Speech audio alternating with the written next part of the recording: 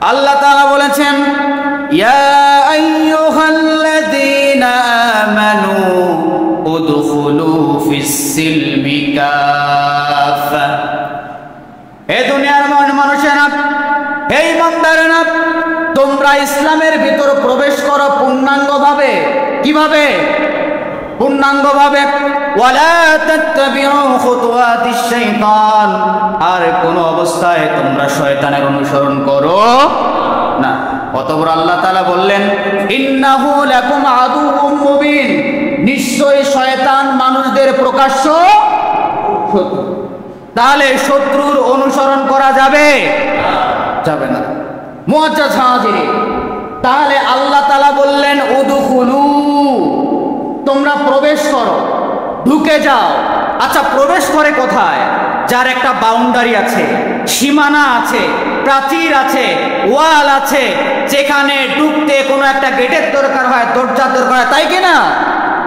তাহলে আমাদের ইসলাম নামক যে ঘরটা রয়েছে, এই ঘরের দরজা কি লা ইলাহা ইল্লাল্লাহু মুহাম্মাদুর রাসূলুল্লাহ। এই কালিমার এই দরজা দিয়ে প্রবেশ করলে ইসলাম নামক যে বাউন্ডারি আছে, এর ভিতর থাকার দরকার আছে না নাই?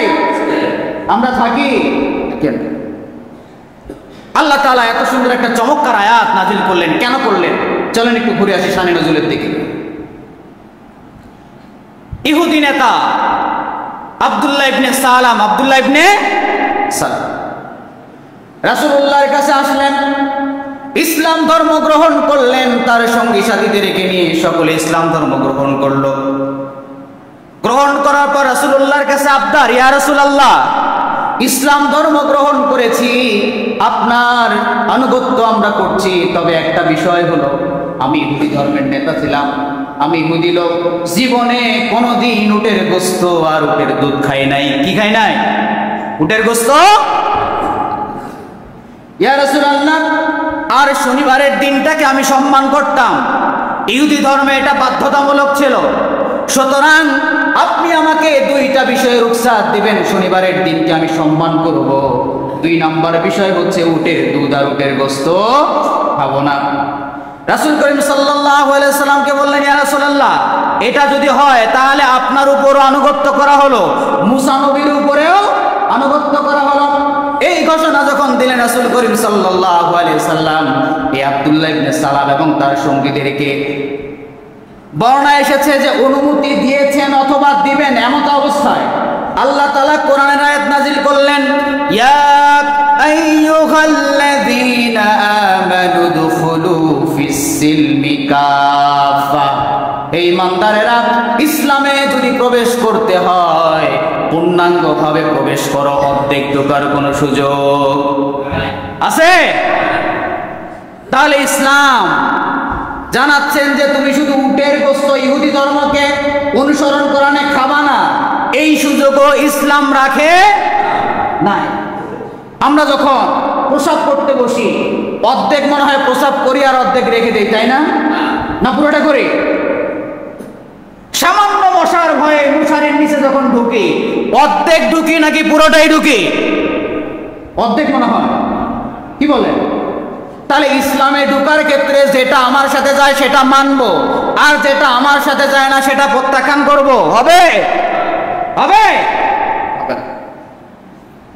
মুআজ্জাজ হাজিরিন, সুতরাং ইসলামকে মানতে হলে পূর্ণাঙ্গভাবে মানার দরকার আছে না নাই? আজকে ইসলামকে আমরা পূর্ণাঙ্গভাবে মানি না। চলুন একটু ঘুরে আসি হাদিসের পাতায়। রাসূল করিম সাল্লাল্লাহু আলাইহি সাল্লাম বলেছেন, ইয়াদখুলুল জান্নাতা মিন উম্মতি ৭০,০০০ বিগাইরি হিসাব। আমার উম্মতের ভিতর ৭০,০০০ উম্মত। কত হাজার? জোরে বলেন, কত হাজার? ৭০,০০০ উম্মত বিনা হিসেবে জান্নাতে প্রবেশ করবে। রাসূল করিম সাল্লাল্লাহু আলাইহি সাল্লাম বললেন, শোনো তারা কারা? হুমুল্লাযীনা লা ইয়ারকুনা ওয়া লা ইয়াশতারকুনা ওয়া লা তাতায়্যারুনা ওয়া আলা রাব্বিহিম ইয়াতাওয়াক্কালুন। ওই সমস্ত মানুষরা হচ্ছে তারা, হুমুল্লাযীনা লা ইয়ারকুনা ওয়া লা ইয়াশতারকুনা, যারা যার বুকে বিশ্বাস করবে না, কিসে বিশ্বাস করবে না? যার বুকে বিশ্বাস করবে না, এবং তারা অগ্নিদগ্ধ অবস্থায় লোহার শিক দিয়ে গরম করে অনেকে শরীরে লাগায়, এরকম আছে না নাই? এগুলো বিশ্বাস করবে না, এবং শুভ অশুভ লক্ষণগুলো তারা কখনো বিশ্বাস করবে না। তারা সর্ব অবস্থায় আস্থা এবং বিশ্বাস রাখবে কার উপরে? তাহলে সর্ব অবস্থায় মুসলমানদের আস্থা হবে কার? আল্লাহ ছাড়া পৃথিবীর জমিনে অন্য কারো উপর আস্থা রাখা যাবে? মুআজ্জাজ হাজিরিন, তাহলে রাসূলুল্লাহ সাহাবীদের 70 রাসূলুল্লাহ তিনি বর্ণনা করলেন 70,000 যারা বিনা হিসেবে জান্নাতের ভিতরে যাবে। তাহলে এই ক্যাটাগরির ভিতরে আমরা কেউ আছি? কারণ আমাদের অবস্থা এত খারাপ, আমরা দ্বীন এবং ইসলাম থেকে আজকে অনেক দূরে। মুআজ্জাজ হাজিরিন, সুতরাং দ্বীন ও ইসলামকে চূড়ান্তভাবে পূর্ণাঙ্গভাবে মানার দরকার আছে। মানি আমরা? মানব তো ইনশাআল্লাহ। মুআজ্জাজ হাজিরিন, তাহলে দ্বীন ও ইসলামের প্রধান যদি একটা খুঁটির কথা বলি, নামাজ কি আছে না নাই? নামাজ আপনার উপর আমার উপর ফরজ নাকি সুন্নত? আমরা নামাজ পড়ি, এখানে মন চলে যায় দোকানে, আছে না নাই? কেমন নামাজ পড়ি? একদিন একজন বর্ণনা করছেন, এক মুসল্লি এসে বলছে, হুজুর এশারের সালাতের পরে ইমাম সাহেবকে বলছেন, ইমাম সাহেব হুজুর আজকে আপনি নামাজ পড়েছেন এশারের সালাত 3 রাকাত, কয় রাকাত? হুজুর বলতেছে 3 রাকাত যদি পড়ে থাকি তাহলে পিছন থেকে লুকমা হওয়ার কথা, লুকমা হলো না, কিছু হলো না, 3 রাকাত পড়লাম কেমনে? তিনি বলতে, হুজুর শোনেন, আমার বাজারের ভিতর 4টা দোকান আছে। কয়টা? 4টা দোকান আছে।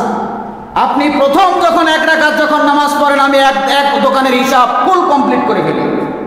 দ্বিতীয় রাকাতে দ্বিতীয় দোকানের হিসাব ফুল কমপ্লিট করে ফেলি। তৃতীয় রাকাতে এমন করি, আজকে দোকানের হিসাব করছি কয়টা?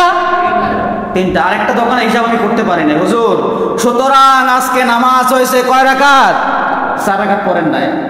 আচ্ছা বলেন, এই ধরনের খুশুখুজুর সাথে যদি নামাজ যদি পড়ি, নামাজ হবে? রাসূলুল্লাহ সাহাবীরা নামাজে কেমন খুশুখুজু ছিল? রাসূল করিম সাল্লাল্লাহু আলাইহি সাল্লাম জাতুর রিকা যুদ্ধে, কোন যুদ্ধে? জাতুর রিকা, সাহাবীদেরকে নিয়ে যুদ্ধ অভিযানে বের হলেন। যাওয়ার পথে গিরিপথে তিনি আশ্রয় নিলেন। আশ্রয় নেওয়ার পর সাহাবীদেরকে ডাক দিয়ে বলেন, সাহাবীরা শোনো, আজকে রাতের জন্য এই যে আমাদের মুষ্টিময় যে আজকে আমাদের যুদ্ধ অভিযাত্রী যারা রয়েছে, যারা যোদ্ধা আছে, তারা নীরবে ঘুমাবে। পাহারা দেওয়ার জন্য 2 জন সাহাবী দরকার, 2 জন লোক দরকার। কারা কারা পাহারা দিবা? একজন আনসার সাহাবী, আরেকজন মুহাজির সাহাবী, 2 জন দাঁড়িয়ে গেল। বলে, ইয়া রাসূলুল্লাহ, আজকের এই রাতে আমরা 2 ভাই এই সমস্ত সাহাবীদেরকে পাহারা দিতে চাই। রাসূলুল্লাহ অনুমতি দিলেন। দেওয়ার পর বললেন, যাও, ওই যে গিরিপথ দেখা যায়, ওই গিরিপথে তোমরা দাঁড়িয়ে যাও। 2 জন সাহাবী চলে গেল। যাওয়ার পরে এই 2 জন সাহাবী, আনসার সাহাবী মুহাজির সাহাবীকে বলছে, ভাই আমরা 2 জনে যদি রাত্রি জেগে জেগে যদি পাহারা দেই, পাহারা দিতে পারি, কিন্তু যদি একজন যদি প্রথম প্রহরে ঘুমায় আর শেষ প্রহরে পাহারা দেই, আরেকজন প্রথম প্রহরে পাহারা দিব, শেষ প্রহরে ঘুমাবো, তাহলেই তো হয়ে যায়। তাহলে তোমারও কষ্ট হলো না, আমারও কষ্ট।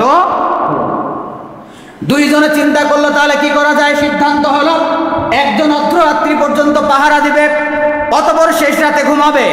আরেকজন সাহাবী তিনি প্রথম প্রহরে ঘুমাবেন, শেষ প্রহরে পাহারা দিবেন। এই সিদ্ধান্ত যখন 2 জনের মাঝে হয়ে গেল, হয়ে যাওয়ার পরে মুহাজির সাহাবী তিনি ঘুমিয়ে গেলেন, আনসার সাহাবী পাহারা দেয়। তিনি দাঁড়িয়ে গেলেন গিরিপথে। ঠিক এমন অবস্থায় দাঁড়িয়ে যাওয়ার পর নামাজে তিনি চিন্তা করলেন, যদি শুধু দাঁড়িয়ে দাঁড়িয়ে যদি পাহারা দেয়া হবে, কিন্তু যেহেতু আমার সুযোগ আছে, আমি একটু নামাজে দাঁড়িয়ে যাই, নামাজ পড়বো, একই সাথে আল্লাহর আমার রবের ইবাদত হবে, সাথে সাথে রাসূলুল্লাহর আদেশ এই গিরিপথ পাহারা দেয়া হয়ে যাবে। সুবহানাল্লাহ, কি ভালো চিন্তা। সাহাবী নামাজে দাঁড়িয়ে গেল, পিছন দিক থেকে শত্রু বাহিনী, তারা পিছন দিক থেকে তীর ছুড়ল। সাহাবীর পিঠ বারবার ক্ষত বিক্ষত হয়ে গেল, প্রচন্ড বেগে রক্ত ঝরছে। সাহাবী দেখলেন যদি আমি নামাজকে যদি আরো লম্বা করি তাহলে আমার শরীর থেকে প্রচন্ড বেগে রক্ত ঝরে রক্ত শূন্যতা দেখা দিতে পারে। তিনি খুব দ্রুত নামাজকে সংক্ষিপ্ত করলেন, ছোট করলেন, শেষ করলেন। শেষ করার পর যখন আনসার সাহাবীকে, মুহাজির সাহাবীকে ডাকলেন, ডাক দেওয়ার পরে তিনি যখন উঠলেন দেখছে আনসার সাহাবীর শরীর থেকে দরদর করে রক্ত ঝরছে। ডাক দিয়ে বললেন, ভাই তোমার পিঠে যখন তীরবিদ্ধ হয়েছে আমি ঘুমন্ত অবস্থায়, তাই কি হয়েছে তুমি তো আমাকে একটু ডাকতে পারতা। তিনি ডাক দিয়ে বলতেছেন, মুহাজির সাহাবী, ও ভাই শোনো, আমি নামাজে দাঁড়িয়ে গিয়েছিলাম আর নামাজে আমি একটা সূরা পড়ছিলাম। সূরাটা আমার এত পছন্দের ছিল, এত ভালো লাগছিল, এই সূরা শেষ করব এরকম কোনো নিয়ত ছিল না, কিন্তু আমার শরীর থেকে যদি আজকে রক্ত ঝরণ যদি অযুক্ত না হতো তাহলে আমি নামাজকে আরো দীর্ঘায়িত করতাম। সুবহানাল্লাহ। সাহাবীদের নামাজ, শরীর থেকে রক্ত ঝরে, নামাজ থেকে চোখ ফিরান না। আর আমরা নামাজে দাঁড়াই, এখানে মন চলে যায় আছে না নাই?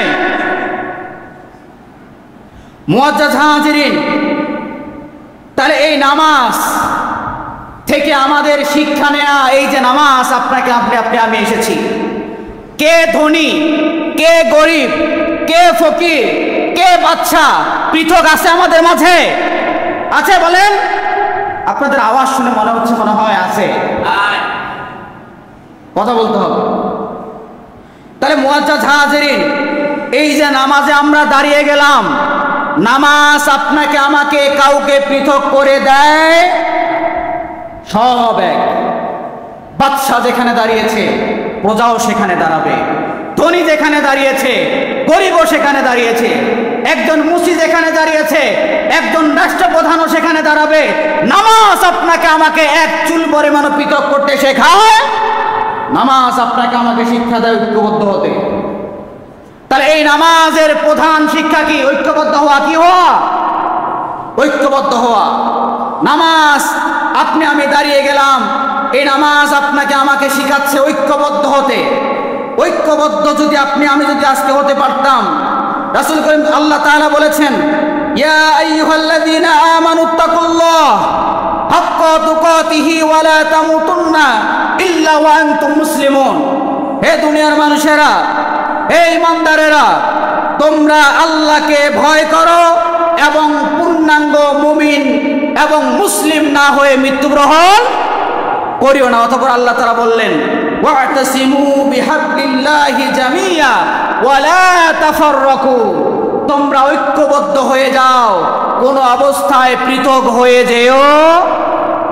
তাহলে নামাজ যখন আপনি আমি দাঁড়িয়ে যাই, এই নামাজ আপনাকে আমাকে শিক্ষা দেয় ঐক্যবদ্ধ হতে, তাই কিনা? নামাজের শিক্ষা।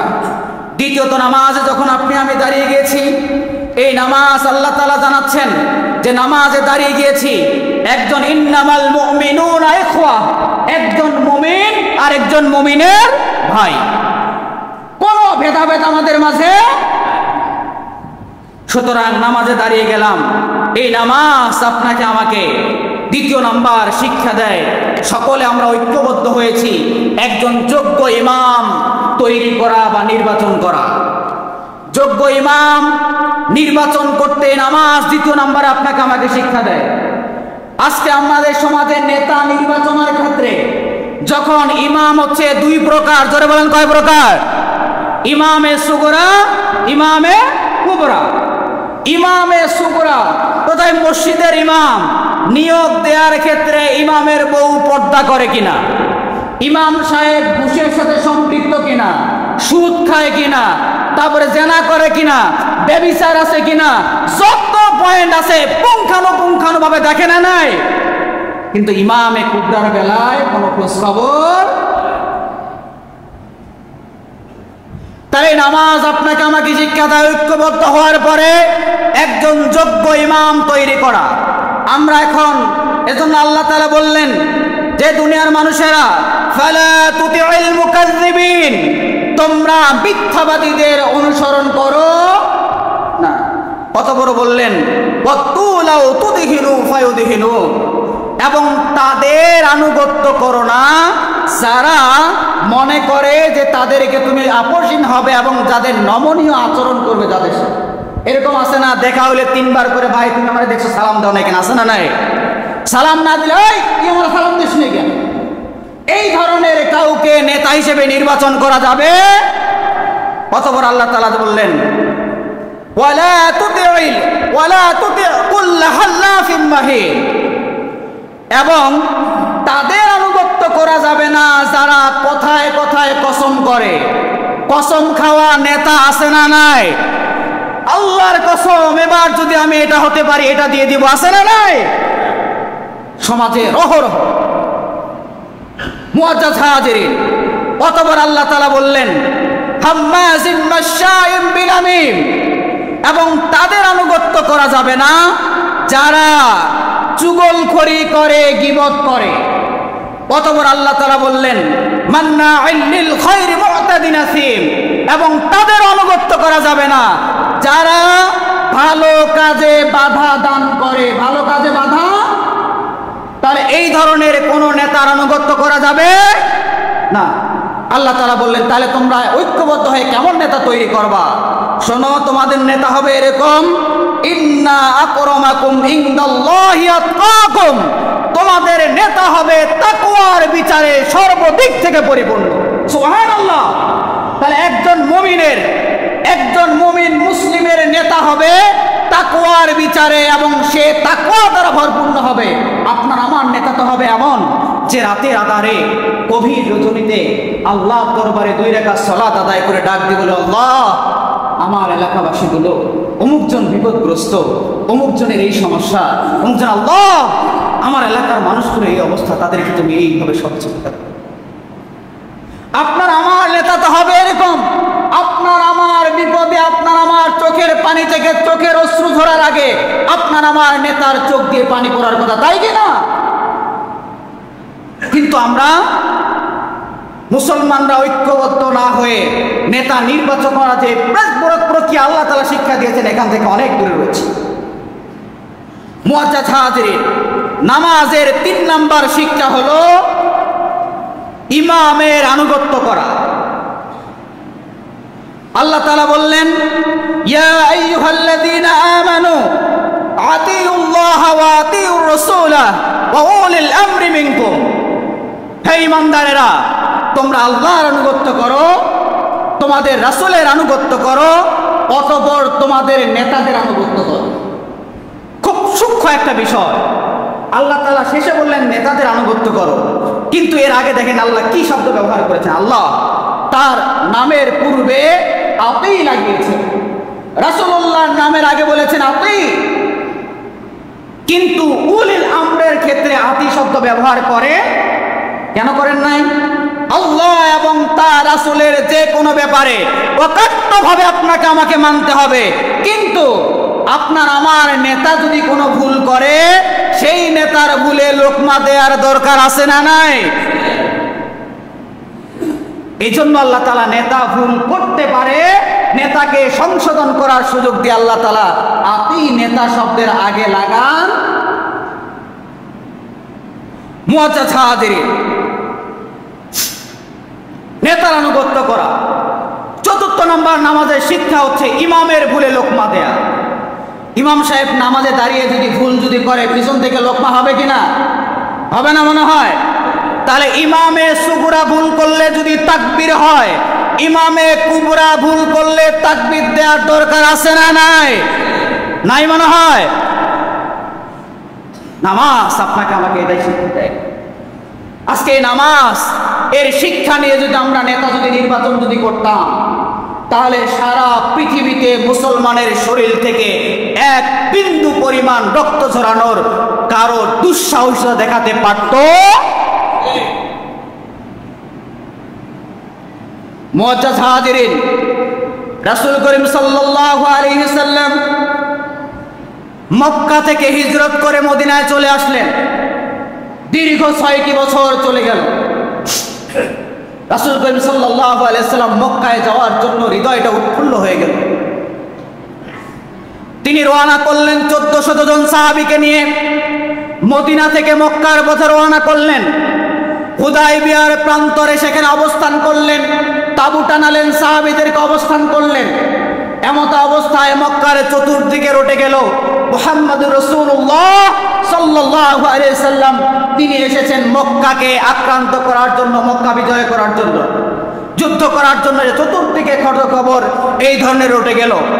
রাসূল করিম সাল্লাল্লাহু আলাইহি সাল্লাম প্রথম একজন সাহাবীকে পাঠালেন যে না, আমরা এমন কোনো উদ্দেশ্যে আসিনি, শুধুমাত্র মক্কা এসেছি, একটু উমরা করব, তাওয়াফ করব, আবার আমরা মদিনার মাটিতে ফিরে যাব। রাসূল করিম সাল্লাল্লাহু আলাইহি সাল্লাম প্রথম একজন সাহাবীকে পাঠালেন। সেই সাহাবী থেকে খুব ভালো কিছু উত্তর আশা করা গেল না। অতঃপর তিনি চিন্তা করলেন, মদিনার এই মক্কার ভিতর সবচাইতে প্রভাবশালী ব্যক্তি তিনার জামাই হযরত ওসমান রাদিয়াল্লাহু আনহু, তিনাকে প্রেরণ করলেন। তিনাকে তিনি যখন মক্কার মাটিতে যখন চলে গেল, তিনাকে বন্দী করা হলো, আটকিয়ে রাখা হলো। আটকিয়ে রাখার পর মক্কার অলিতে গলিতে চতুর্দিকে ঘোষণা করে দেয়া হলো যে ওসমান রাদিয়াল্লাহু আনহুকে হত্যা করা হয়েছে। এই সংবাদ যখন রাসূলুল্লাহর যখন তাবুতে যখন চলে আসলো, রাসূল করিম সাল্লাল্লাহু আলাইহি সাল্লাম সেদিন বাবলা গাছের নিচে 1399 জন সাহাবীকে নিয়ে হাতে হাত রেখে শপথ করেছিলেন, যতক্ষণ পর্যন্ত এই মক্কার মাটিতে ওসমান হত্যার বদলা নেওয়া হবে না, ততক্ষণ পর্যন্ত আমি রাসূল এবং আমার কোন সাহাবী মক্কার মাটি থেকে মদিনায় ফিরে যাবে না।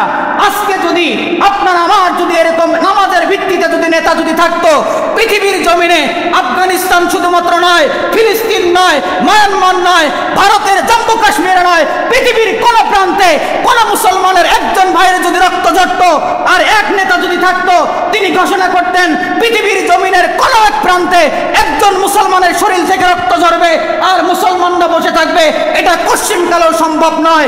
পৃথিবীর জমিনে কোন প্রান্তে একজন মুসলমানের শরীর থেকে রক্ত ঝরানোর মতো কারো চক্ষু থাকতো না, বলেন ঠিক কিনা? কিন্তু আজকে আমাদের সেরকম নেতা নাই, কারণ আমরা মুসলমানরা ভেঙ্গে ভেঙ্গে টুকরো টুকরো হয়ে গিয়েছি। আজকে মুসলমানদের ভিতর দল দল এত দলে বিভক্ত হয়ে মুসলমানরা এমন ভাবে কেটে কেটে টুকরো টুকরো করে ফেলেছি, মুসলমানদের পক্ষে দাঁড়ানোর মতো সেই শক্তি আজকে যদি এমন যদি হতো, এমন কোন যদি নেতা থাকতো, সাইফুল ভাইয়ের শরীর থেকে রক্ত ঝরানোর দুঃসাহসতা কেউ দেখাতে পারত? মুআজ্জাজ হাজিরিন, সুতরাং নামাজ থেকে শিক্ষা নিয়ে এই ধরনের নেতা তৈরি করার দরকার আছে না নাই? আছে না নাই? করব ইনশাআল্লাহ। নামাজের শিক্ষা আমরা গ্রহণ করব।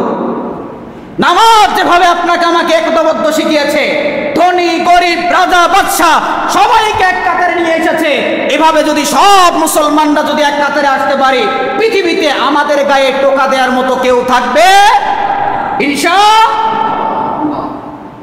মুআজ্জাজ হাজিরিন, তাহলে বোঝা গেল এই নামাজ ইসলামের দিক থেকে আল্লাহ পূর্ণাঙ্গভাবে ঢুকতে বললেন, কিন্তু নামাজের ব্যাপারে আমরা পূর্ণাঙ্গভাবে ঢুকতে পারি নাই। আসেন রোজার দিকে। আপনি আমি রোজা রাখি, রোজা রাখার ব্যাপারে ইসলাম আপনাকে আমাকে তাগিদ দিয়েছে, রোজা রাখি।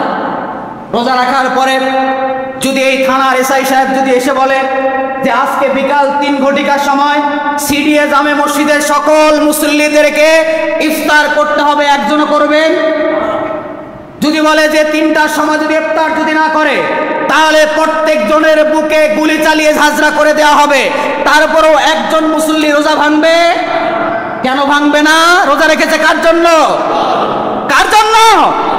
তাহলে আল্লাহর জন্য রোজা রাখার কারণে সে যদি রোজা যদি না ভাঙে, দিনে মসজিদ থেকে কয় ওয়াক্ত আজান হয়? আল্লাহ কতবার ঘোষণা দেন? তাহলে রোজা একটা ফরজকে মানতে গিয়ে আপনি আমি জীবন দিয়ে দিতে পারি, কিন্তু নামাজ আপনাকে আমাকে দিনে 5 ওয়াক্ত 5 বার ডাকছে, 5টা ফরজ মানার ক্ষেত্রে মুসলমানদের কোনো গুরুত্ব। তার মানে বোঝা গেল রোজা আপনাকে আমাকে যা শিক্ষা দিতে পেরেছে, যে একটা রোজা শিক্ষা দিয়েছে, একটা ফরজকেও অমান্য করার সুযোগ নাই, তাহলে রোজা আপনাকে আমাকে যেই শিক্ষা দিয়েছে, রোজা থেকে নামাজের সেই শিক্ষা আপনি আমি নিতে পারি। তাহলে ইসলামের ভিতর পূর্ণাঙ্গ ঢুকতে পারছি? পেরেছি? মুআজ্জাজ হাজিরিন, এরপরে যদি আমরা বলতে যাই যে নামাজ হজের শিক্ষা আছে না নাই? হাজী সাহেবরা মক্কায় যান, হজ করেন, এখানে অনেকে আছেন হয়তোবা, আমি জানি না, এরকম আছেন না? আমরা হজে যাওয়ার পর শোনা যায় লাব্বাইক আল্লাহুম্মা লাব্বাইক, লাব্বাইক লা শারীকা লাব্বাইক, ইন্নাল হামদা ওয়ান নি'মাতা লাকা ওয়াল মুলক, লাব্বাইক আল্লাহুম্মা লাব্বাইক। ঘোষণা আছে না নাই? আচ্ছা, হাজী সাহেব ঘোষণা দিচ্ছে লাব্বাইক আল্লাহুম্মা লাব্বাইক ইয়া রাব্বাল আলামিন, আমি তোমার গোলাম হাজির, তোমার দরবারে হাজির। লাব্বাইক লা শারীকা লাব্বাইক, ও আল্লাহ তোমার কোনো শরীক নাই, তোমার মতো কেউ নাই, তুমি ছাড়া কাউরে মানি না। ও আল্লাহ শোনো, তোমারে কেমন মানি? ইন্নাল হামদা, সব প্রশংসা কার? অতঃপর আমরা জানাচ্ছি, হাজী সাহেবরা ঘোষণা দেয় ওয়ান নি'মাতা, এবং যত নেয়ামত আছে সব নেয়ামত আল্লাহ তোমার। অতঃপর ঘোষণা দিচ্ছে লাকা ওয়াল মুলক, আল্লাহ সৃষ্টি করেছো যেই বিশ্ব তোমার, এই বিশ্বের রাজত্ব চলবে তোমার। হজে গিয়ে ঘোষণা দিলেন যে লাকা ওয়াল মুলক, আল্লাহ সব রাজত্ব তোমার।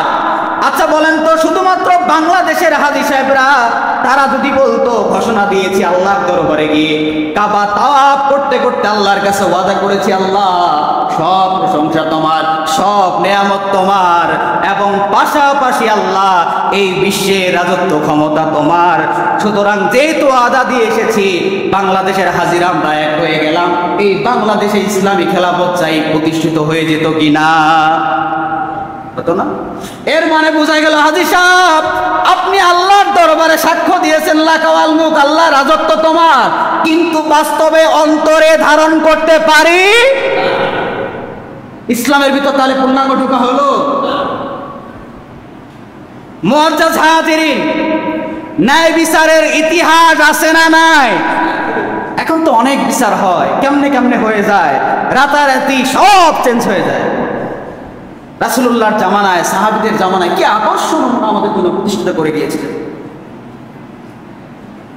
মুআজ্জাজ হাজিরিন, আমরা যদি তাকিয়ে দেখি ন্যায় বিচার কেমন ছিল রাসূলুল্লাহর জামানায়, তার সাহাবীদের জামানায়, কি সোনালী এক সমাজ রাসূলুল্লাহ প্রতিষ্ঠিত করে গিয়েছিলেন, যেখানে একজন বৌদ্ধ, একজন খ্রিস্টান, ইহুদি, নাসারা, যে ধর্মের হোক না কেন, সকলের জন্য সমান অধিকার ছিল কিনা? ছিল না? আর আজকে আমরা রাসূলুল্লাহ, শুধুমাত্র রাসূলুল্লাহকে আমরা মানি কি? রাসূলুল্লাহ একজন মসজিদে নববীর ইমাম, এতটুকু মানি, কিন্তু রাসূলুল্লাহ যে রাষ্ট্রপ্রধান যে ছিলেন, রাসূলুল্লাহ যে যুদ্ধের সেনাপতি ছিলেন, এটা আমরা মানতে চাই? মানি না। যদি মানতাম, রাজনীতি শিক্ষা দিয়েছেন জনাবে মুহাম্মদ রাসূলুল্লাহ, সেই রাজনীতি আজকে মুসলমানরা করে না, করে বেধর্মীরা, আছে না নাই? প্রিয় মুসল্লিন একরাম, শুরাই বিন হারিস আল কিন্দি, তিনি দীর্ঘত 60 বছর, কত বছর? 60 বছর বিচারক হিসেবে দায়িত্ব পালন করেছে। সেখান থেকে কিছু কিছু ছোট্ট ছোট্ট ঘটনা আপনাদেরকে বলি। তিনি তখন রাষ্ট্র ক্ষমতায় রয়েছিলেন ইসলামের দ্বিতীয় খলিফা হযরত ওমর রাদিয়াল্লাহু আনহু। তিনি বাজারে গেলেন, যাওয়ার পরে একটা ঘোড়া ক্রয় করলেন। ঘোড়া ক্রয় করার পর বাজার থেকে রওনা হলো। কিছু দূর যাওয়ার পরে তিনি দেখেন ঘোড়াটা আর ঠিক মতো হাঁটতে পারে না। এই ঘোড়া হাঁটতে পারে না, তিনি সঙ্গে সঙ্গে আবার রাস্তা ব্যাক করলেন। চলে আসলেন সেই বিক্রেতার কাছে, এসে বললেন, ভাই তোমার কাছে যেই ঘোড়াটা আমি ক্রয় করেছিলাম, ঘোড়াটা ঠিক মতো চলাফেরা করতে পারে না, এটা দোষ একটা আছে, সুতরাং আমি যেই ঘোড়া ক্রয় করেছিলাম, ঘোড়াটা তোমাকে আবার ফেরত দিতে চাই, এই ঘোড়া আমি রাখবো না। বিক্রেতা বলল, আমিরুল মুমিনিন, আমি তো আপনার কাছে সুস্থ একটা সুস্থ সবল ঘোড়া বিক্রি করেছি, সুতরাং আমি এই ঘোড়াটা আপনার কাছ থেকে ফেরত দিতে চাই না।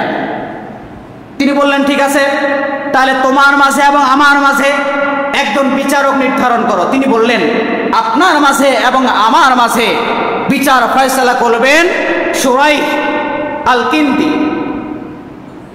ওমর রাদিয়াল্লাহু আনহু তিনি রাজি হয়ে গেলেন তিনার কাছে বিচার ফয়সালার জন্য। তিনি যে দেখেন যখন বিস্তারিত ঘটনা তিনার কাছেও শুনলেন এবং বিক্রেতার কাছেও শুনলেন। শোনার পর তিনি ঘোষণা দিলেন, আমিরুল মুমিনিন, আপনি রাষ্ট্রের প্রেসিডেন্ট, কিন্তু বিষয়টা হচ্ছে, শোনেন, আপনি যখন ঘোড়াটা ক্রয় করেছিলেন ঘোড়াটা সুস্থ সবল ছিল।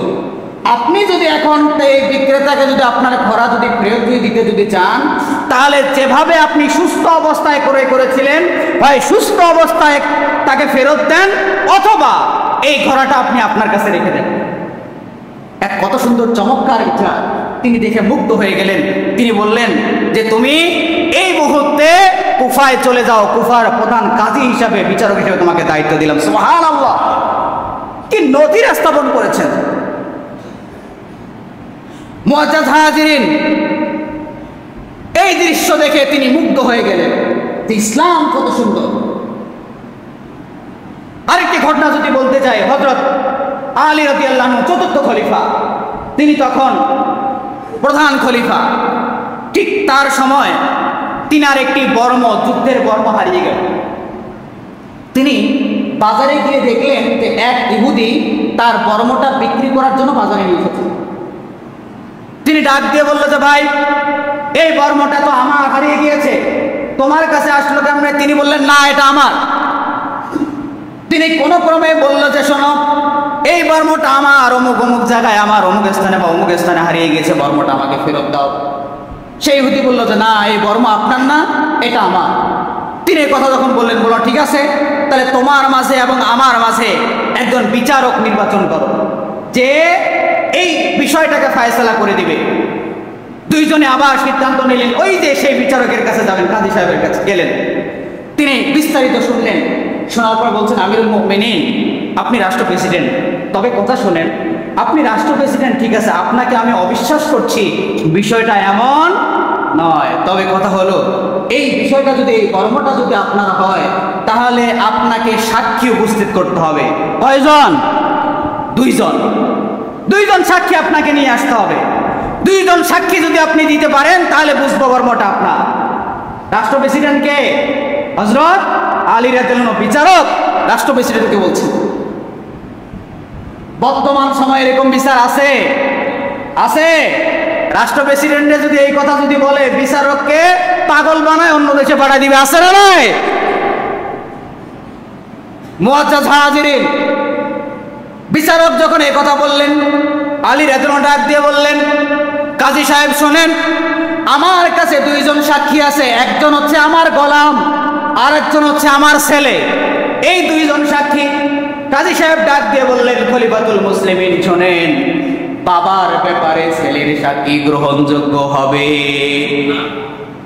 না, আপনি অন্য কাউকে নিয়ে আসেন। তিনি বললেন যে, বিচারক কাজী সাহেব, আমার কাছে তো অন্য কোনো আর সাক্ষী নাই, সুতরাং যেহেতু আমার কাছে আমি সাক্ষী উপস্থিত করতে পারলাম না, বর্মটা তাকে আপনি দিয়ে দেন।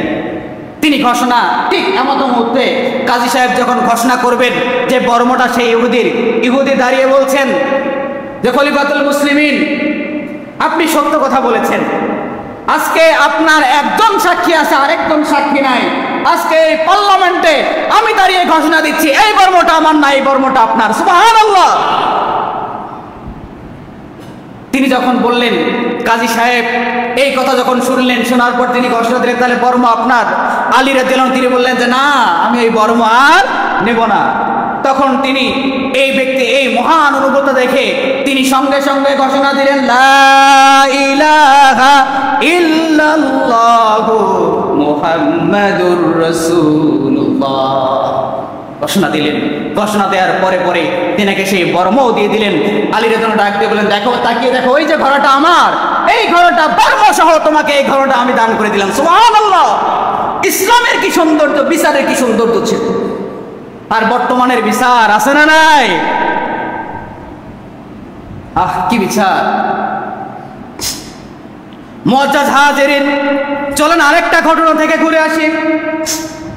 ওমর রাদিয়াল্লাহু আনহু রাষ্ট্র প্রেসিডেন্ট, ঠিক এমন মুহূর্তে একজন যুবক, ভিনদেশী এক যুবক আরবে আসলো। আসার পরে তিনি সারাদিন পরিশ্রম করে ক্লান্ত শ্রান্ত অবস্থায় তিনি এক জায়গায় বসে গেলেন।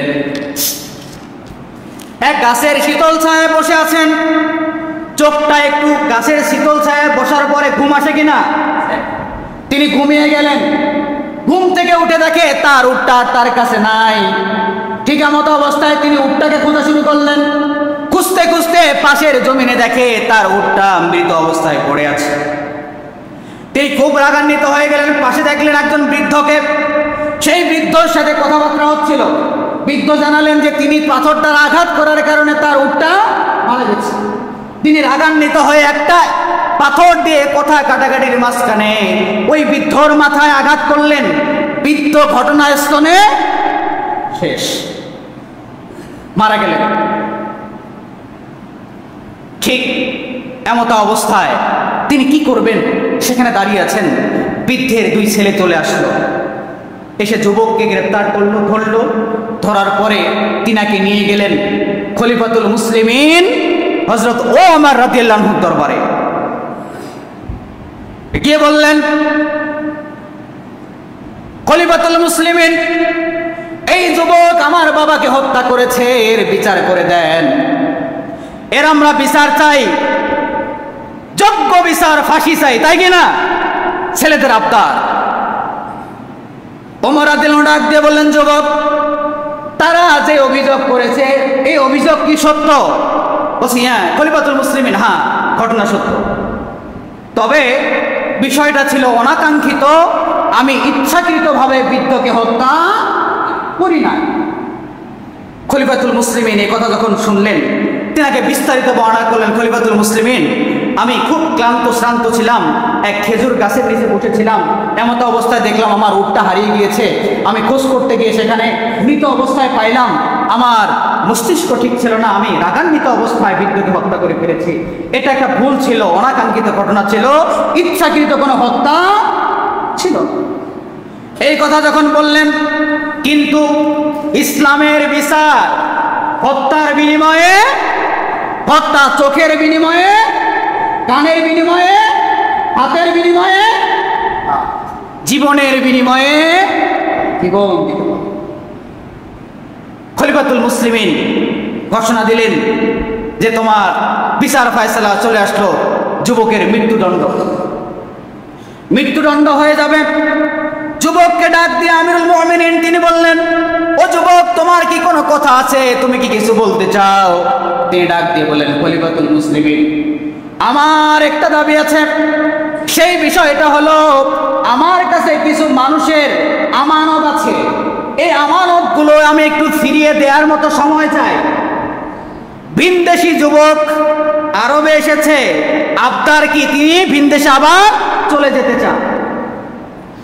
এই ঘটনা যখন তিনি এই ঘোষণা যখন এই কথা যখন আমিরুল মুমিনিনকে বললেন, বলার পর তিনি ডাক দিয়ে বললেন, শোনো, এমনি এমনি কাউকে তো ছেড়ে দেয়া যায় না, তবে তোমাকে ছেড়ে দিতে পারি, শর্ত হচ্ছে তোমার জন্য একজন জিম্মাদার লাগবে। কি লাগবে?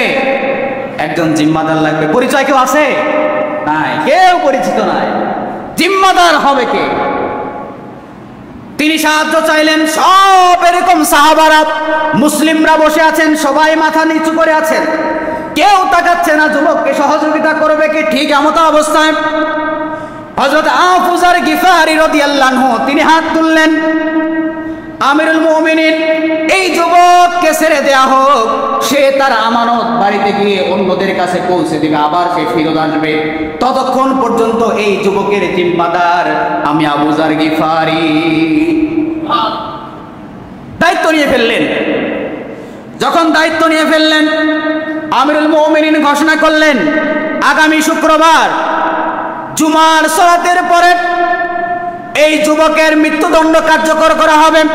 যুবককে ছেড়ে দেওয়া হলো। যুবক খুব দ্রুত রওনা হলেন, বাড়ির দিকে চলে গেলেন। যাওয়ার পর মা বাবা, নববধূ নতুন বিয়ে করেছে, স্ত্রীকে বিস্তারিত ঘটনা বললেন। বিবি রে, এই ঘটনা, একজন বৃদ্ধকে আমি হত্যা করে ফেলেছি।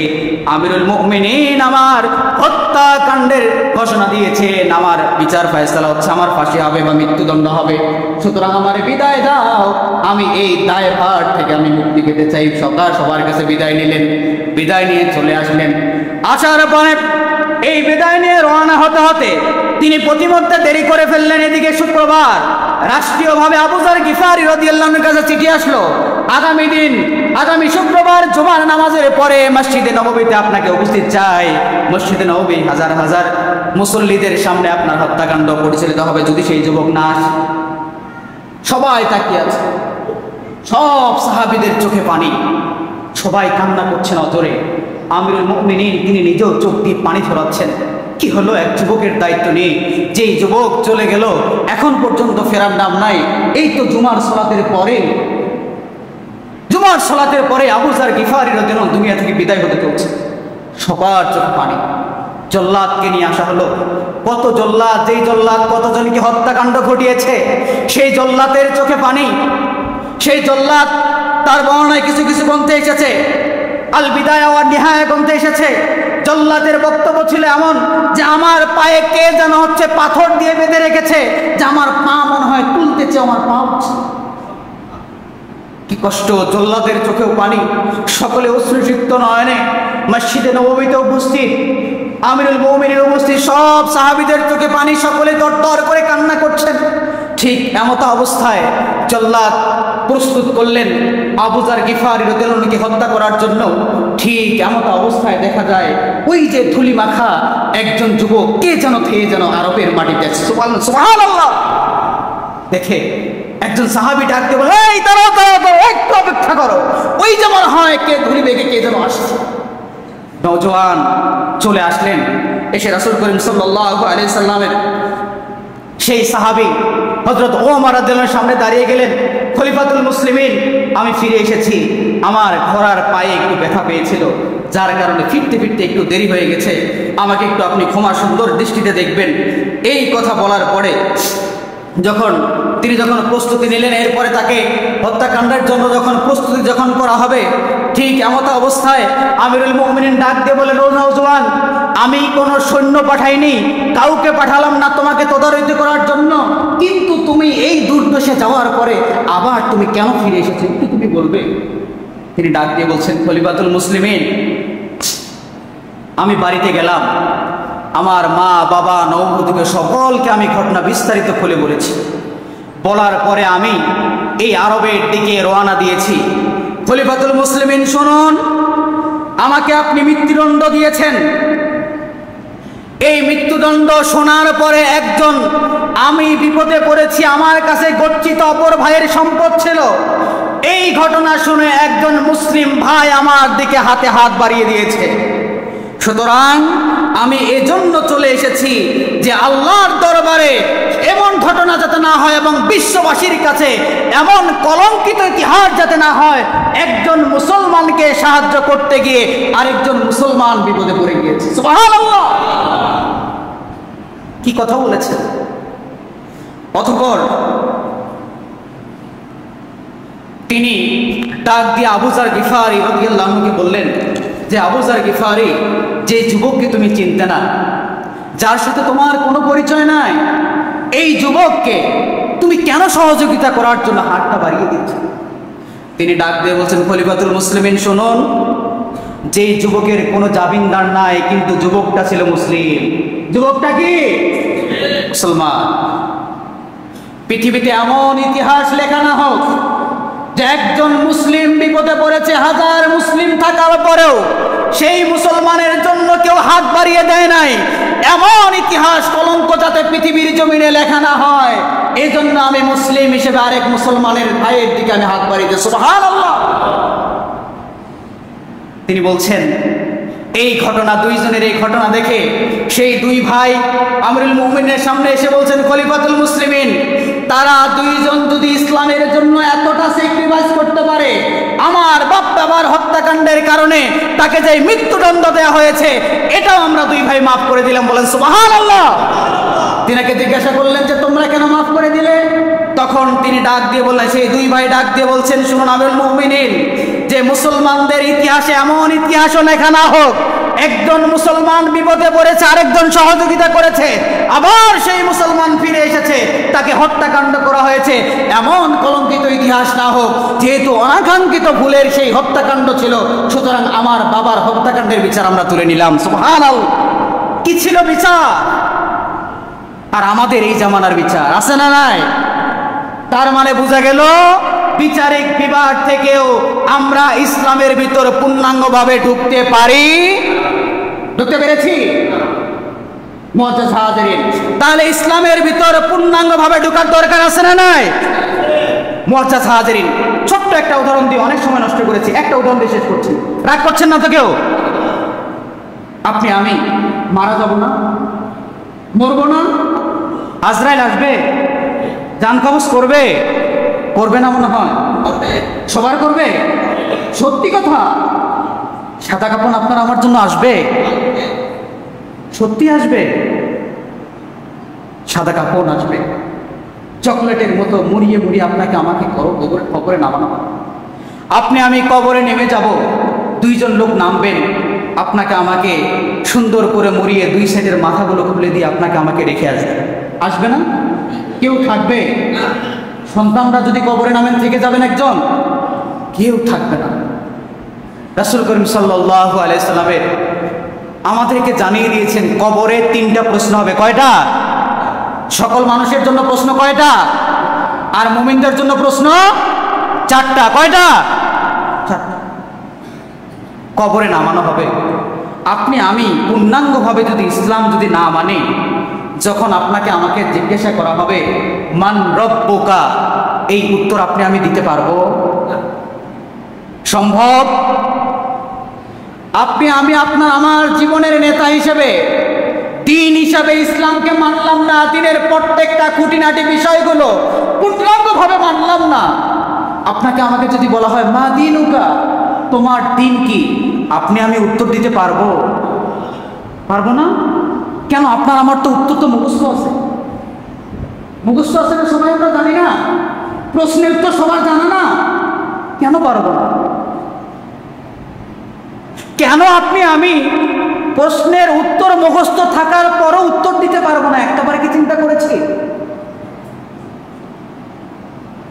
আপনাকে আমাকে যখন বলা হবে মাহাদার রাজুল, এই ব্যক্তিটাকে, রাসূলুল্লাহকে সামনে যখন ধরে আপনাকে আমাকে জিজ্ঞাসা করা হবে এই লোকটাকে, তুমি কি তাকে চেনো?